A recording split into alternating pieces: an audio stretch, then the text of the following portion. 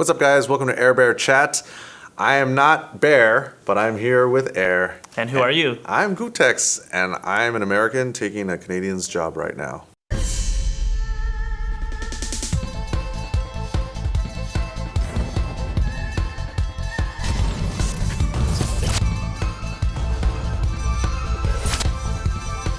Welcome to AirBehr Chat. We teach you how to Street Fighter. Alright, so Gootecks, why don't you tell me about your journey? Like, where have you been traveling? Where have you been competing? So, the game came out on the 16th. The 17th, I went to Wednesday Night Fights in Santa Ana. And When the was following, February 17th. Oh, it was like the next day, literally. Yeah. So it was day one, game comes out. Day two, Wednesday Night Fights. Day three, go to Portland for Wizard World Gaming. So basically, Justin Wong and I were up there to do a Street Fighter V training boot camp at the Wizard World Gaming Convention. And in addition, they had a Street Fighter V tournament. Okay, so let's flashback to Wednesday Night Fight. So you told me that last time that you got fifth out of like 150, 60 players. Lots of players. So it was literally a major.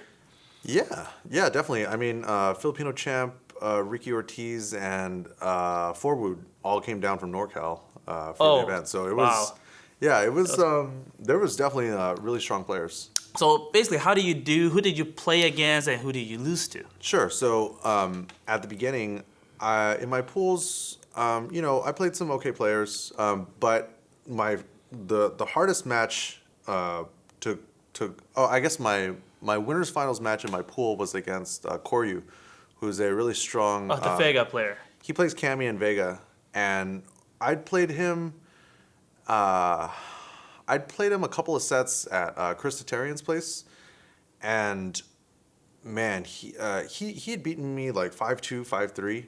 Who are you using in the tournament? I used Ryu and Mika, and basically, like at the time, I felt like my Ryu was stronger, and that I really wasn't. I don't know. I feel like a lot of people on the West Coast, they knew, or at least in Southern California and NorCal, like they knew the Mika match.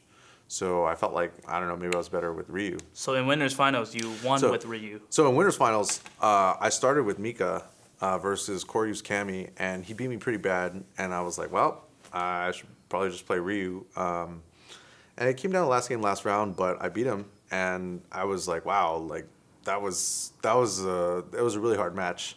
And so I was happy because, he beat me in, when we were playing sets before. And it feels better because you beat him in the tournament. Yeah.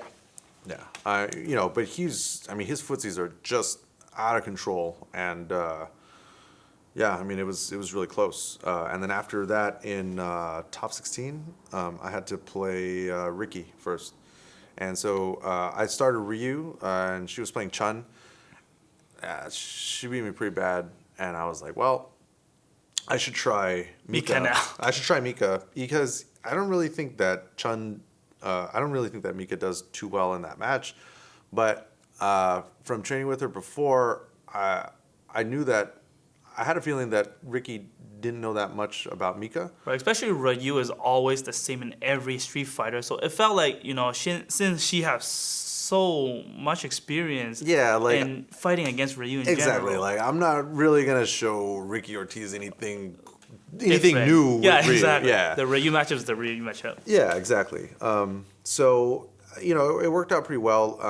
I think I beat her like last round, and it was good. I mean, Ricky's beaten me so many times in tournament. But did you feel like she didn't really know the matchup, or just your mixer was just so sick that she couldn't handle it? Nah, like I mean, it was maybe like a combination of both. Like there were instances where I felt like she didn't know the match, and then there were also instances where I would catch her hitting buttons because, for example, because I trained specifically with recording wake-up actions, I knew that after the command grab, I could dash up, hit standing medium punch, and if any character hits a button, then I would get counter hit and then confirm into the forward medium punch, which is the Irish whip, which throws them onto the screen, Right. backdash, So you get a corner carry, basically. Exactly. So I trained that situation specifically. So that was an instance where like definitely practice paid off. And then after that, I played. I think I played Chris Tatarian in winners, and I played Ryu. He played Ken. I mean, the last set that we had played, he beat me pretty convincingly. I didn't feel like I played very well. So it was one of those situations where, like, I don't know. I didn't play well. So you stick with Ryu the whole match? I'm pretty sure I used Ryu because, like, Mika's... At the time, I'm like, well, just, in theory, like, Ryu and Ken should totally be able to fight each other, and it's not like a weird match like maybe Mika or Mika versus Ken. But also at that time, you felt like your main was Ryu, right? So that was always your first pick. Yeah, I did feel like at the time my main was Ryu because even though I spent a lot of time with Mika and I enjoyed playing her, I didn't feel like I was getting very good results with her. But at the same time, that could also have been because, as I found out later from going to France, that my Mika was missing some very important elements of her game. So Chris beat me pretty convincingly, and then in losers I had to play Filipino champ, and he used Dalsum, I used Mika. I had some experience fighting Jason Cole's Dalsum with Mika, so I felt pretty good about that because I don't know, Ryu versus Dalsum, like that's a very hard match. Yeah, and I heard that actually Mika beats Dalsum this game. I could see it. I mean, if she gets in and he's in the corner, that's like it should be game over. But his defense was really good, and I wasn't able to pull it together. So I ended up at 5th, and I was I felt pretty good about it. Out of so many good players and so many participants, there were a lot of killers there. Yeah, 5th is a really, really good result. Thank you. Yeah, I mean, I felt like I didn't have enough time to train, those couple of days. But I did pretty well for, all things considered. So I was really happy about that. And then the following day, I went to Wizard World Portland. How do you do there? So, convention tournaments are a little different, right? Because you don't really have, you got to pay the convention, venue fee, which was, I don't know, it was like $60, $70 maybe for one day. For the weekend. Okay. Yeah. But I mean, for those that were so inclined, they could have gone to me and Justin's Street Fighter V boot camp training session, and then gone to the tournament the following day, and also got to meet different WWE superstars in the process that were there. But in the tournament, I did okay. I mean, I made it out of my pool in winners, and then my first match in top 8 was on Sunday. I knew I was gonna have to fight LPN, and like LPN. Also, this is like a 2-day thing. Yeah, okay. So you would qualify on Saturday and you play whoever. Yeah, play top 8 on Sunday. And I'd never fought LPN in Street Fighter V before. I mean, I've gone to NorCal. I've spent a fair amount of time in NorCal, and somehow I've not crossed paths. He's another player you actually didn't encounter. He's probably the only guy up there that I haven't fought. Maybe I actually haven't fought Flo either. But I fought pretty much everybody else from NorCal. And so this was a situation where I knew that if I had been better prepared, because my plan originally, I knew I was going to Portland and then France, and all then I was places. coming here. And my plan was to buy a gaming laptop and a backpack that was big enough to hold the laptop and a stick. I got so busy like finishing up my book that I never got a chance to. Buying a gaming laptop is like kind of it's like a big commitment, right? Right. So I didn't get a chance to do that, and it really came back to bite me. This was the first instance. Portland was of it coming back to bite me in the ass that I didn't have my own setup in the room and I didn't have a stick to practice on. So luckily, at least I knew, because it's been so long, man. Like I forgot, like, oh, hey, I gotta play this guy. I know who I'm gonna fight tomorrow. I should probably prepare the night before. It seems obvious in retrospect, but at the time I wasn't thinking about it. So I was lucky enough to borrow a laptop from Spooky and a stick.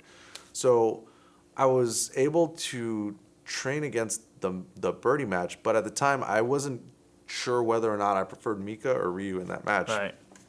So I just decided to go with Mika, train some situations. But like I said, like it's been so long since I really competed like this that a lot of these things I'd forgotten.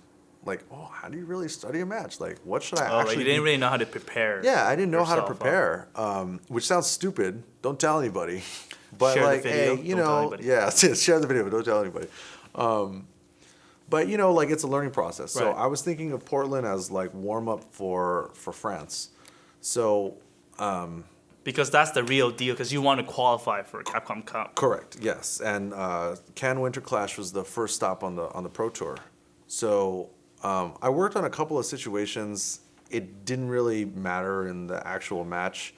So when it came down to it, I think I won one. Maybe it was 2-0, but I played one game with Ryu. I played one game with Mika, and then by the end of it, I felt confident that Mika was the better choice for me personally. I see.